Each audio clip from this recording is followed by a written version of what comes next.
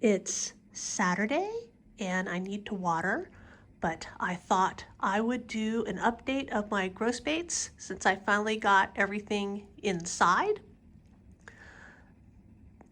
Everything's in. It snowed on Monday, but it is now today 70 degrees, and that's a little nuts. And it's quite warm in here, but I figured everything's in just to let everyone see what it's like.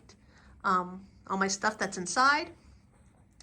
Everything's not done being put away. As you can see, I still have plants sitting on the ground, like there are my kingianums that still need to be sorted in. I haven't potted up everything from the Illinois Orchid Show, which is almost a month ago now. So those are some of my Orchid Show purchases right back there. You can see that I have grid down here to try to keep Pinto out of stuff. So let's get started with how I've sorted things.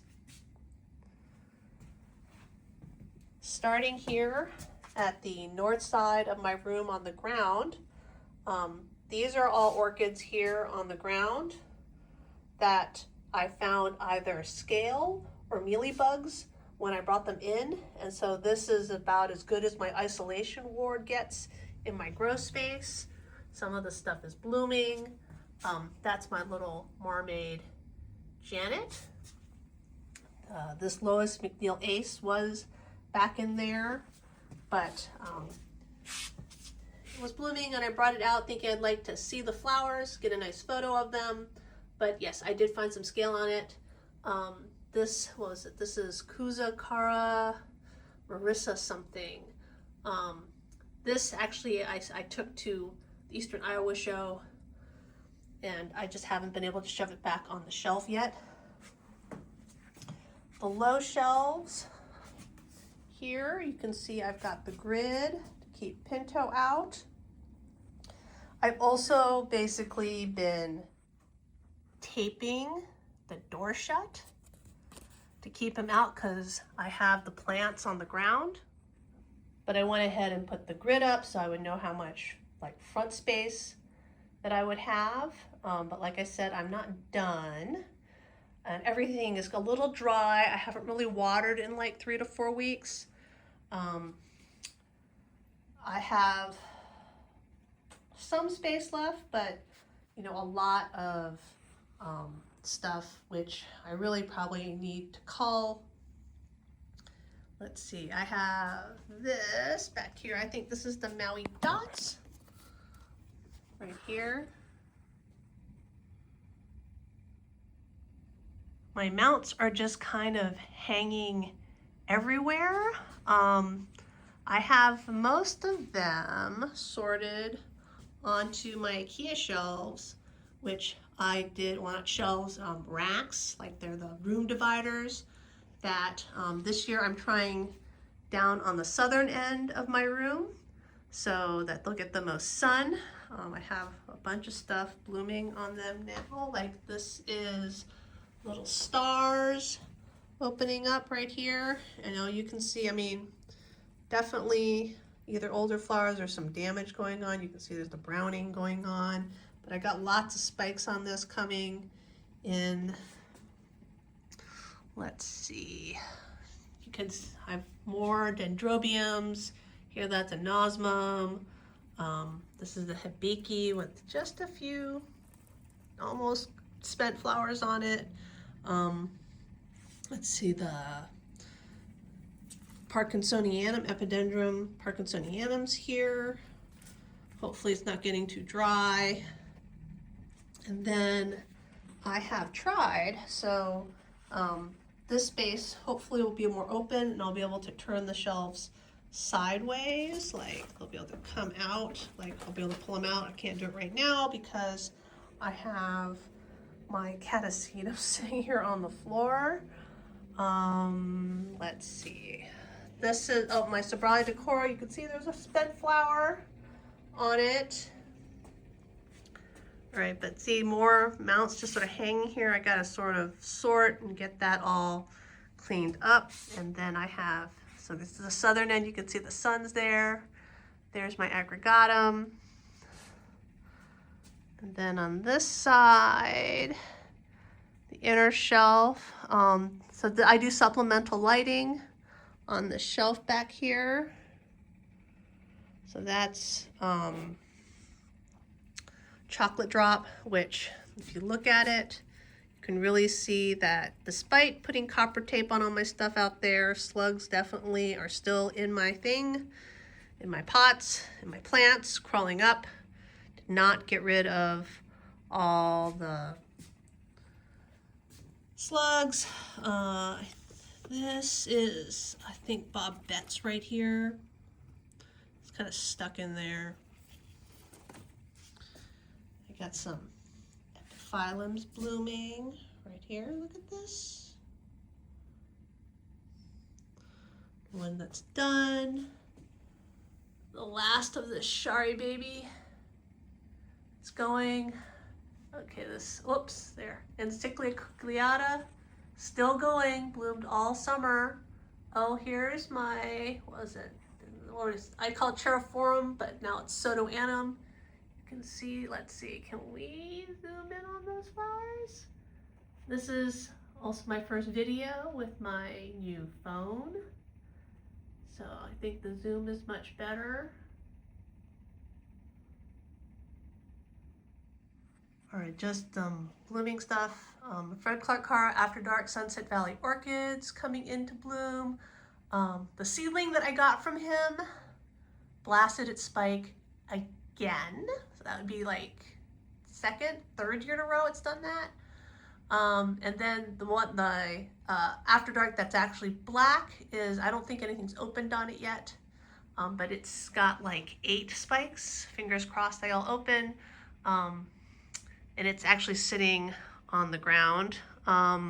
This Potent Art of Fantasy bird. Let's see, what else do I have? Here's, oh, I think here's another fantasy bird, very different from the other one we just saw. All right, so my other After Dark is opening up, but you can see that it's all facing out toward the window, and I can't turn it around right now because it's stuck between the 2 shelves. Up at the top there, that's Adolf Hecker Moby in bloom. And this right here with 4 flowers open. Oh, 5 flowers open. There, it's very crowded. Here, let me see if I can. Is Rhea Thornburg Heritage. It's a clone that I got from Hauserman's to have a purple blooming cat for the fall shows, but of course it always opens after the shows are over. And it's up here on that new shelf that I set up that's on top of my tile top table. My Elizabeth Ann Buckleberry is opening up. I need to rearrange it. So see, it's got flowers coming down. It's kind of fun. But I kind of have to rearrange it because I have other flowers that are now basically stuck in other plants. But it's got all these blooms going like right here. See that? Even more. A little bit hard to see them since they're all basically facing the wall. All right, on my table, I have a Habaneri Regneri still open. My other hobs are done. So this here, it was really just to have weight to keep the shelf from falling over, even though I clamped it down. But of course, I need to sort some of these in. I don't know, these are all a little bit tall. That's why they're over here. And some of them really kind of need to be repot. This Jardinera is underneath my epiphyllum. It's sitting here because it needs to be repot. You can see it's like growing on the sides. It's kind of skanky looking. All right, probably can't really see this very well because of course it's blooming into the window, but that's my Secret Love back over there. I'll have to try to get it out without breaking all the flowers off. And here is, oh God, it's epidendrum orange, no, epidendrum, oh, volcano trick fireball, 2 spikes. Almost missed it because it's blooming above my head. All right, I have 2 trays sitting on this card table, folding card table in my daughter's room. I need to transfer these out of these trays because, as you can tell from the tile underneath, it's not the towel underneath, both of these trays leak. And so every time I water the stuff inside, water ends up dripping out of them and then my floors get all wet. All right, my son's bedroom, which he isn't using because he's moved out, working a job in Springfield. My Encyclia radiata is still finishing up blooming. I can smell it from the hallway, but it's starting to go. It's been in bloom since the fall show, the Illinois Orchid Society fall show, and you can see the flowers are going, but look, I still have plenty of beautiful scenty inflorescences on it. My Asian cymbidiums are here. A little bit of overflow cattleyas.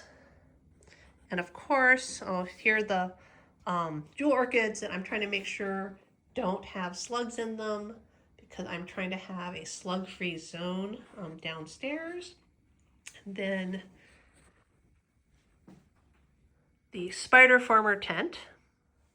All right, so I moved some of my lights inside the spider farmer tent. This, I can't remember, I got this as a Vivo Sun, I think. It was free for review. Here are my Sanfidania metrata against this wall there. I don't know if it's too dry in here. I'm trying to use this humidifier that basically can sense the humidity level and then it turns on, but I don't think it's working very well because I just opened up the tent and it was like 60%, but it wasn't on. I do try to water inside here twice a week. Mostly this was the tent that I set up for the vanilla, but I have some other things like this Silogeny fimbriata, which is very floriferous right now. Look at all the flowers on it. And then this is my, what was it, little ghost or whatever. And can you see look at right here. Let's see if I can zoom in. Change there. That's my little ghost. There's another one, I think, down in here somewhere. Oh, there it is. You can see there's a root. So just 2 alive. I put a bunch on this block, but that's all that's alive. Mostly growing moss. And then here's a blooming this is from Kevin. There was a tag, and now there's not. That's not good. Now I don't know what it is. I'm gonna have to ask him. I'm sure there was a tag at some point. It must have fallen out because I did not detag this.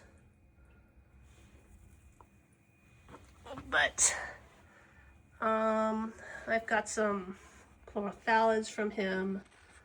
But yes, I don't know. I'm not very happy with this humidifier that's supposed to have a humidity sensor.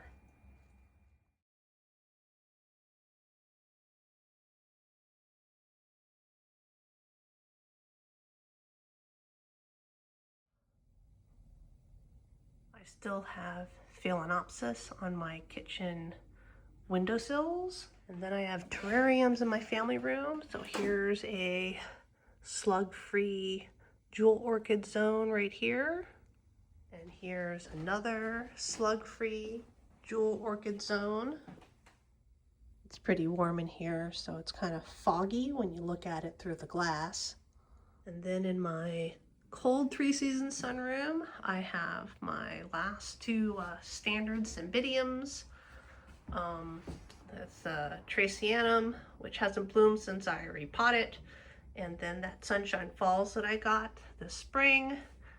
My Nobile dendrobiums, which I'm trying to cool so that they will bloom. And then these jewel orchids that I got from Steve, which I found mealybugs on them, and so even though it's probably getting a little too cold for them out here, I have left them out here because I have been treating them with pesticide, and I want to make sure that they're mealybug free before they go in with the other stuff. So yes, even though it's probably warm enough for these to be outside, I just didn't want to haul these inside and outside again. Despite the fact that it's 70 today, it's supposed to get cold again, and so I'm just leaving them in this 3-season sunroom to try to chill them down. And then last, I have this domed container where I have all my Cuthbertsonii hybrids, almost all of them. I think there's one that's not, and that's because Pinto found it and he's chewed it up. And I dare not add it to these in case it has slugs, or if maybe it has no slugs, but these have had slugs, and I have spent the last, I think, 2 months trying to drown the slugs out. So once a week, I have been putting them in water and soaking them for 30 minutes. And if any slugs float up to the top, then I do it again. My last 2 drownings have produced no slugs. So I'm hoping that now it is a slug-free zone.